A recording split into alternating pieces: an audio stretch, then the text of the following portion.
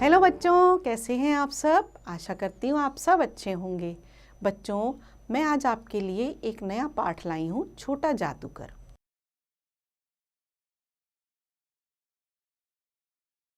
Carnival के मैदान में बिजली जगमगा रही थी। हंसी और विनोद का कलनाद गूंज रहा था। मैं खड़ा था उस छोटे फुहारे के पास जहाँ एक लड़का चुपचाप शरबत पीने वालों को देख रहा था। उसके कंधे पर फटे कुर्ते के ऊपर एक मोटी सी सूत की रस्सी पड़ी थी और जेब में ताश के कुछ पत्ते थे। उसके मुंह पर गंभीर विषाद के साथ धैर्य की रेखा थी। मैं उसकी ओर न जाने क्यों आकर्षित हुआ। उसके अभाव में भी संपूर्णता थी।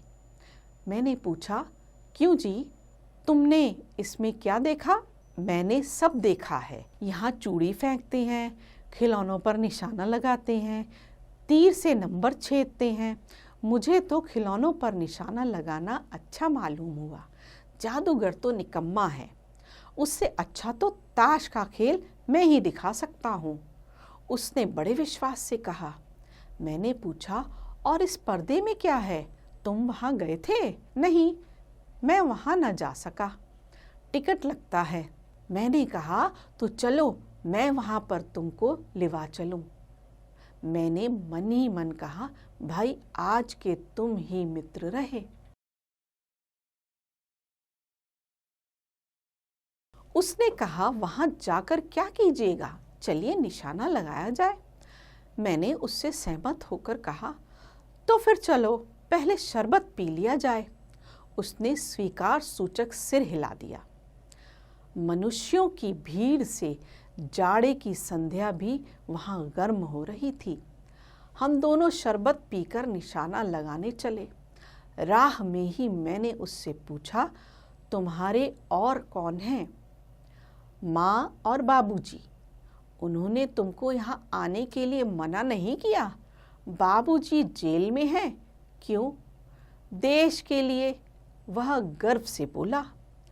और तुम्हारी माँ? वह बीमार है और तुम तमाशा देख रहे हो। उसके मुख पर तिरस्कार की हंसी फूट पड़ी। उसने कहा, तमाशा देखने नहीं निकला हूँ, कुछ पैसे ले जाऊंगा तो माँ को पथ्य दूंगा।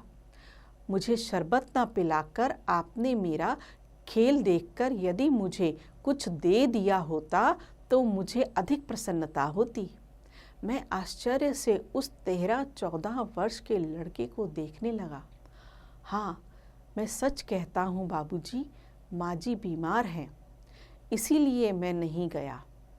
कहाँ? जेल में। जब कुछ लोग खेल तमाशा देखते ही हैं तो मैं क्यों ना दिखाकर माँ की सेवा करूं और अपना पेट भरूं। मैंने दीर्घ निश्वास लिया। चारों ओर बिजली के लट्टू नाच रहे थे। मैं व्यग्र हो उठा। मैंने उससे कहा, अच्छा चलो निशाना लगाया जाए। हम दोनों उस जगह पर पहुंचे जहां खिलौनों को गेंद से गिराया जाता था। मैंने बाहर टिकट खरीदकर उस लड़के को दिए। वह निकला पक्का निशानेबाज। उसकी कोई गेंद खाली नहीं गई।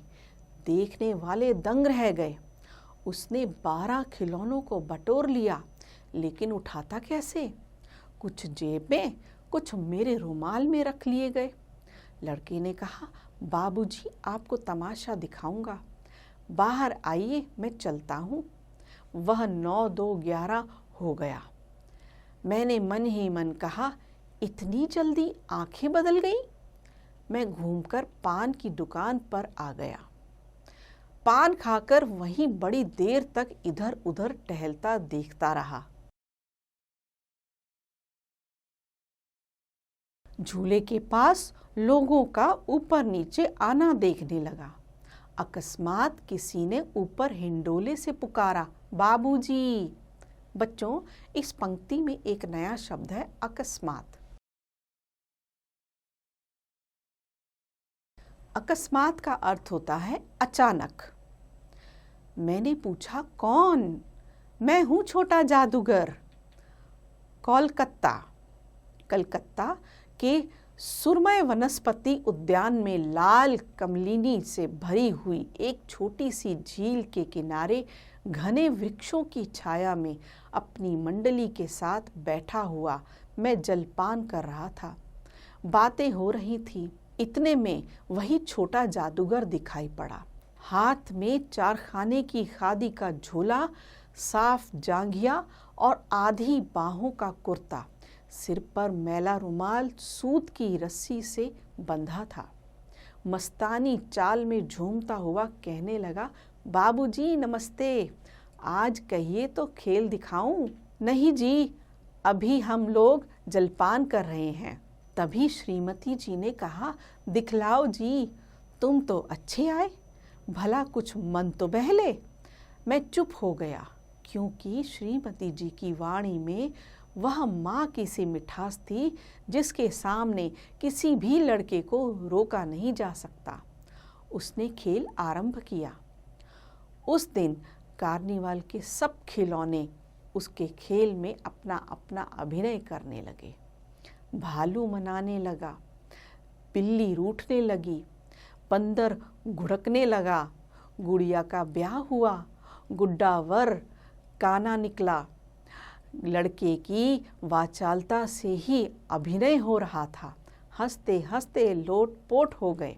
मैं सोच रहा था कि बालक को आवश्यकता ने कितना शीघ्र चतुर बना दिया। यही तो संसार है। ताश के सब पत्ते लाल हो गए, फिर सब काले हो गए। गले की सूत की डोरी टुकड़े टुकड़े होकर मुड़ गई। लट्टू अपने आप नाच रहे थे। मैंने कहा, अब हो चुका, अपना खेल बटोर लो, हम लोग भी अब जाएंगे। श्रीमती जी ने धीरे से उसे 1 रुपया दे दिया। वह उछल पड़ा। मैंने कहा, लड़के, छोटा जादूगर कहिए, यह मेरा नाम है, इसी से मेरी जीविका है। मैं कुछ बोलना ही चाहता था कि श्रीमती जी ने कहा, अच्छा, तुम इस रुपए से क्या करोगे? पहले भरपेट पकौड़ी खाऊंगा, फिर एक सूती कंबल लूंगा। मेरा क्रोध अब लौट आया। मैंने अपने पर बहुत क्रुद्ध होकर सोचने लगा, और कितना स्वार्थी है तू। उसके 1 रुपया पाने पर मैं ईर्ष्या करने लगा था ना। वह नमस्कार करके चला गया। हम लोग लता कुंज देखने के लिए चल दिए। उस छोटे से बनावटी जंगल में संध्या साए साए करने लगी थी। अस्ताचलगामी सूर्य की अंतिम किरण वृक्षों की पत्तियों से विदाई ले रही थी। शांत वातावरण था। हम लोग मोटर से हावड़ा की ओर जा रहे थे। रह रहकर छोटा जादूगर स्मरण हो आता था। सचमुच वह एक झोपड़ी के पास कंबल कंधे पर डाले खड़ा था। मैंने मोटर रोककर उससे पूछा, तुम यहाँ कहाँ? मेरी माँ यही है ना। अब उसे अस्पताल वालों ने निकाल दिया है। मैं उतर गया। उस झोपड़ी में देखा तो एक स्त्री चीथड़ों में लदी हुई कांप रही थी। छोटे जादूगर ने कंबल ऊपर से डालकर उसके शरीर से चिपटते हुए कहा, माँ। मेरी आंखों से आंसू निकल पड़े। बड़े दिन की छुट्टी बीत चली थी। मुझे अपने कार्यालय में समय से पहुंचना था। कोलकाता से मन ऊब गया था। फिर भी चलते चलते एक बार उस उद्यान को देखने की इच्छा हुई।